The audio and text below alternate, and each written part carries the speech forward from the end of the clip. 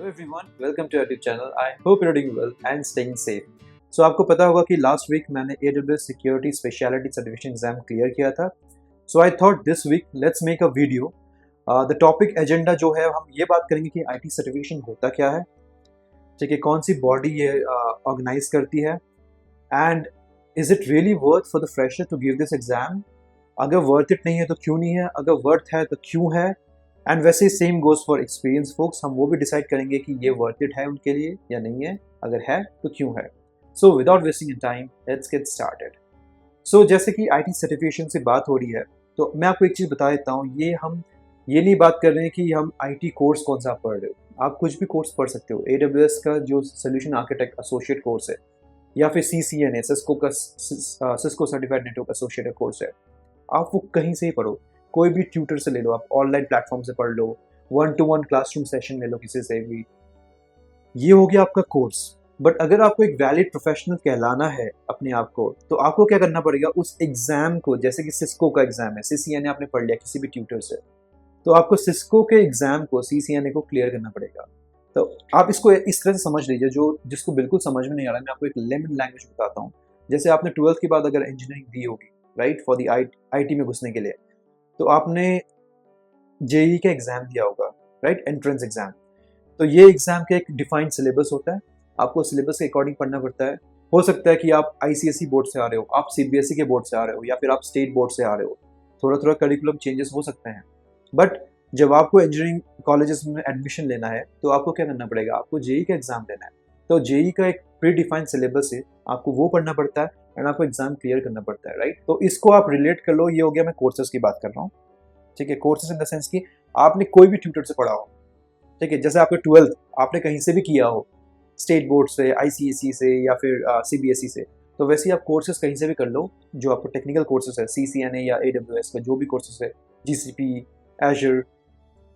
But आपको एक certified professional कहलाने के लिए आपको एक एग्जाम देना पड़ता है, और हर एक जो एग्जाम है वो हर एक प्रोवाइडर आपको प्रोवाइड करते हैं, ठीक है. अब एग्जाम के भी 2 डिफरेंट मोड्स होते हैं, वो भी हम बाद में बात करेंगे. बट अभी हम कंसंट्रेट करते हैं. जैसे मैं आपको क्या कहना चाहता हूँ, मैं आपको समझाता हूँ.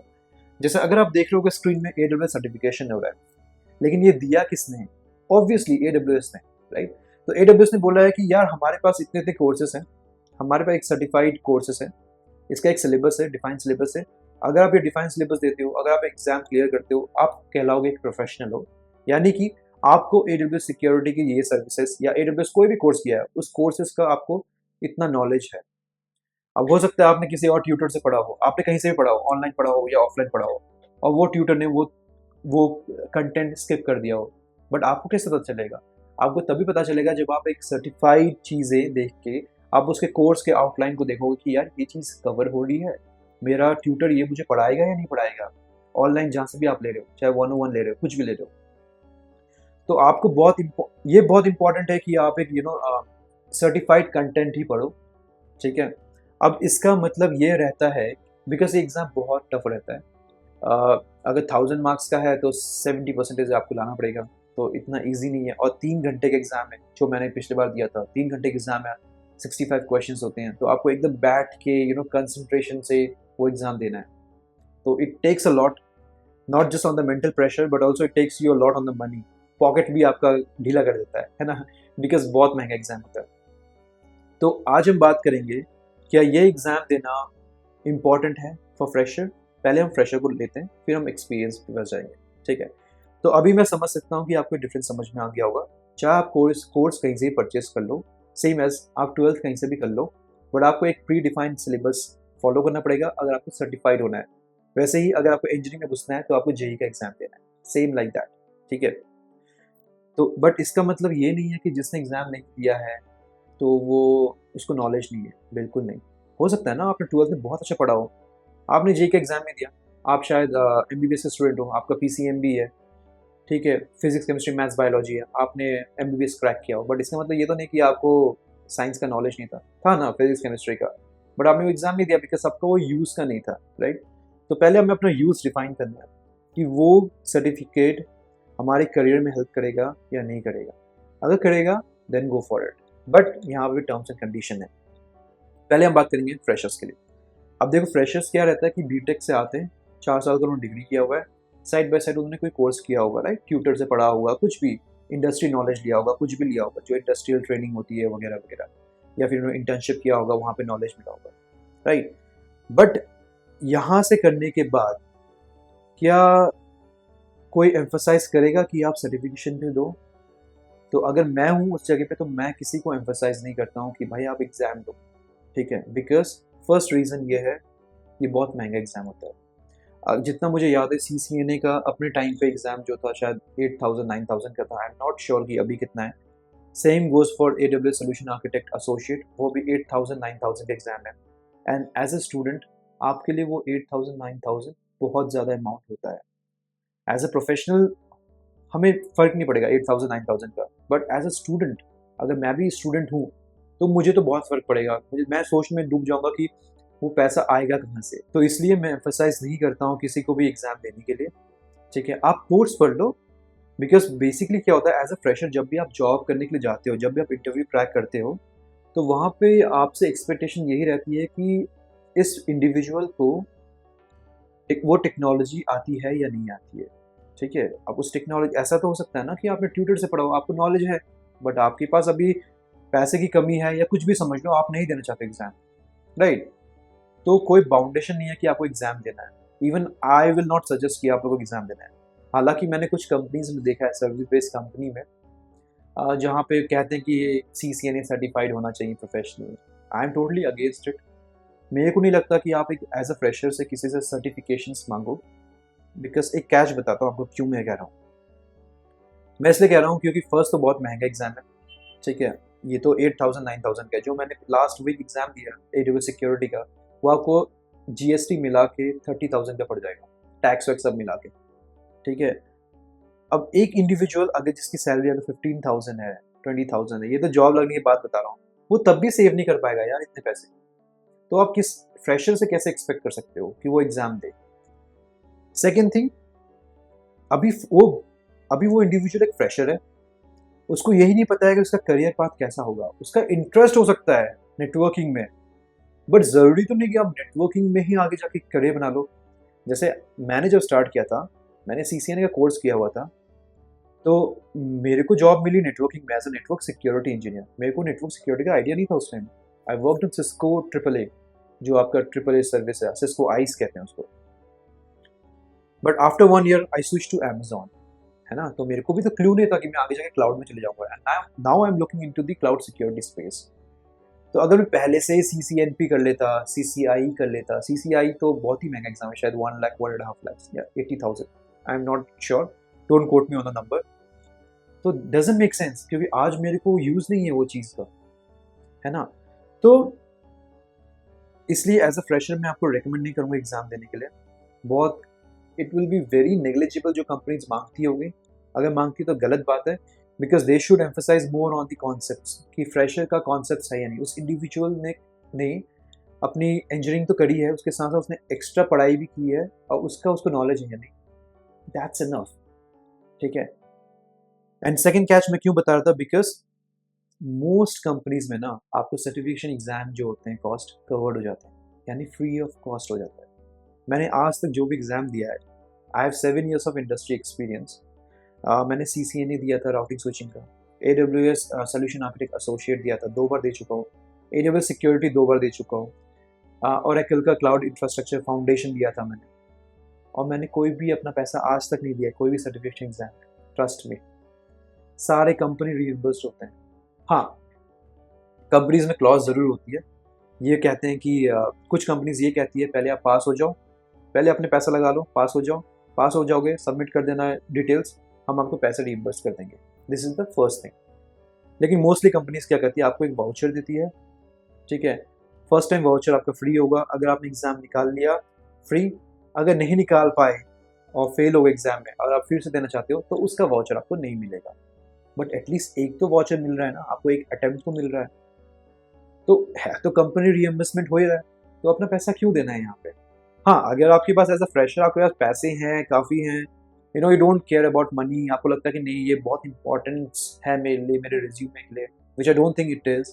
But again if you think so, आप go ahead, you can give the exam. Exam देने में कोई बुराई नहीं, आपको एक्सपीरियंस भी मिल जाएगा। But if you don't have much money, मैं तो बोलता हूँ उस पैसे को बचा के कुछ नया चीज़ें पढ़ लो यार, अपना टेक्निकल डेप्थ को बढ़ाओ ना, वो ज़्यादा इंपॉर्टेंट है, राइट? एरियाज बढ़ाओ अपने टेक्निकल।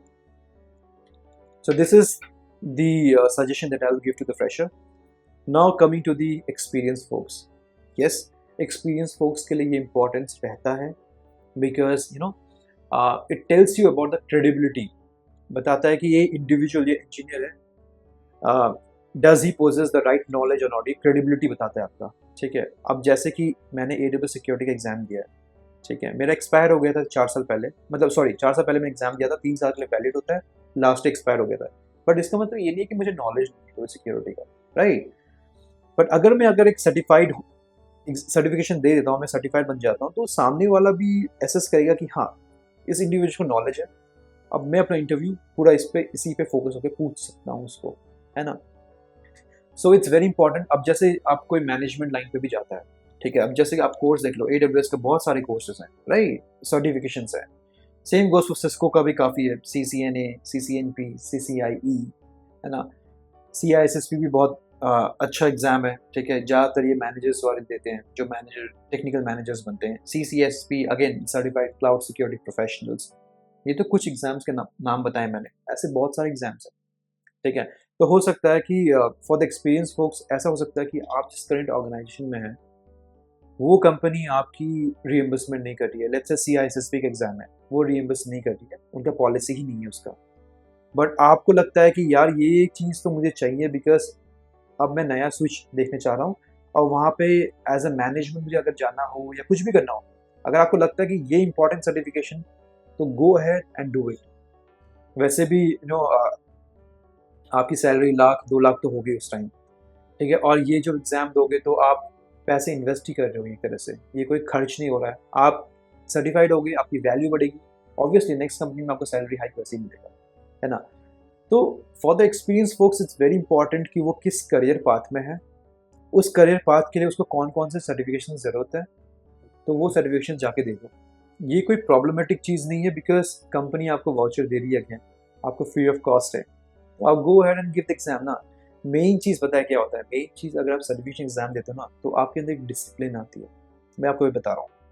अब देखो, लास्ट ईयर में एक्सपायर हो गया था मेरा AWS सिक्योरिटी, एंड मैं प्रीवियस ऑर्गेनाइजेशन में मैं बहुत कम यूज़ करता वो सर्विसेज। तो ऐसा होता है कि तुम टच में नहीं रहते हो और सिलेबस चेंज हो जाता है, रैपिडली चेंज हो रहा है। क्लाउड में सिलेबस बहुत रैपिडली चेंज होता है, आपको पढ़ाई करनी पड़ती है बार बार। ऐसा हो सकता है कि आप 2 साल पहले बहुत प्रो थे उस चीज़ में, बट अब आपको याद नहीं आ रहा है concept, and that's completely normal, ठीक है। तो सर्टिफिकेशन जब आप एग्ज़ाम देते हो तो इससे क्या होता है कि आप एटलीस्ट पढ़ाई करोगे, एक शेड्यूल बना रहता है आपका, ठीक है, आपके अंदर डिसिप्लिन आती है, आपको लगता है कि हाँ आफ्टर ऑफिस आवर्स भी मैं आप 1 घंटा या 2 घंटा कॉन्ट्रीब्यूट कर सकता हूँ अपने एजुकेशन के लिए, ठीक है, and then you give the exam.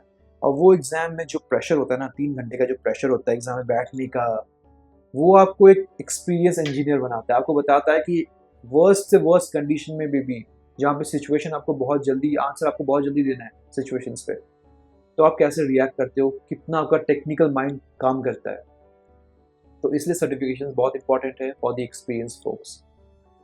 तो मैं तो ये बोलूँगा, फ्रेशर को I don't recommend, and experience को आई डू रिकमेंड कि आप जाके करो। आप एक्सपीरियंस हो गया है, आपको एक क्रेडिबिलिटी दिखानी है अपनी, you are going for tech talks, कुछ भी दिखाना है, कहीं पे भी आप जा रहे हो यार, even if you are representing yourself, you are representing your organisation, but अगर आप एक सर्टिफिकेट का बैच लग जाता है तो इट मीन्स दैट कि जो इंडिविजुअल जो बोल रहा है आपको समझा, आप जब एज अ स्पीकर जा रहे हो तो बंदे के पास कुछ क्रेडिबिलिटी है, राइट?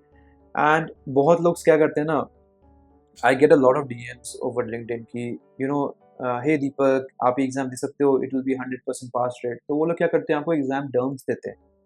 मैं ये सजेस्ट नहीं करूँगा कि आप एग्जाम टर्म्स लेके पास करो, बिकॉज देन आपकी क्रिटिकल थिंकिंग जो है ना वो नहीं रहती, एनालिटिकल थिंकिंग जो भी है तो वो आपकी कम हो जाती है। ऑब्वियसली क्वेश्चंस लगाओ, मैं तो बोलता हूँ क्वेश्चंस लगाया करो, आंसर्स देखो कैसे आंसर डेविएट करता है आपके आंसर से उसके आंसर पे, उस पर थिंकिंग करो कि क्या हो सकता है। बट ये रट्टा मार के तुम्हें प्री डिफाइंड क्वेश्चंस मिल जाएंगे जो बहुत एग्जाम्स में आते होंगे, कोई फ़ायदा नहीं करके।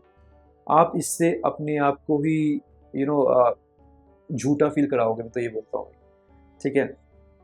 तो the truth is hard work करो, ठीक है, you should be discipline, perseverance रखो अपने अंदर, and then sit for the exam.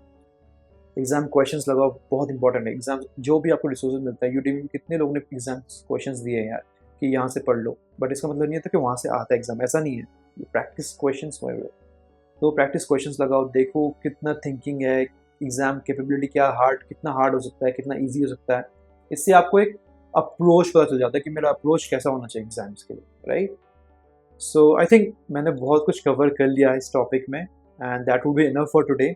But हाँ, मैं ऐसी ही वीडियोस लेते आऊँगा, आपको रियल एक्सपीरियंस बताऊँगा कॉर्पोरेट में कैसे एक्सपीरियंस चलता है, specially in the security side या सर्वर साइड, कुछ भी। मतलब कॉर्पोरेट में आपका क्या एक्सपेक्टेशंस रहता है and how you can grow in IT sector, मैं आपको सजेस्ट करूँगा, थोड़ा अपना एक्सपीरियंस शेयर करूँगा। And for now I think it's good to end the video. Take care, bye bye, जय हिंद।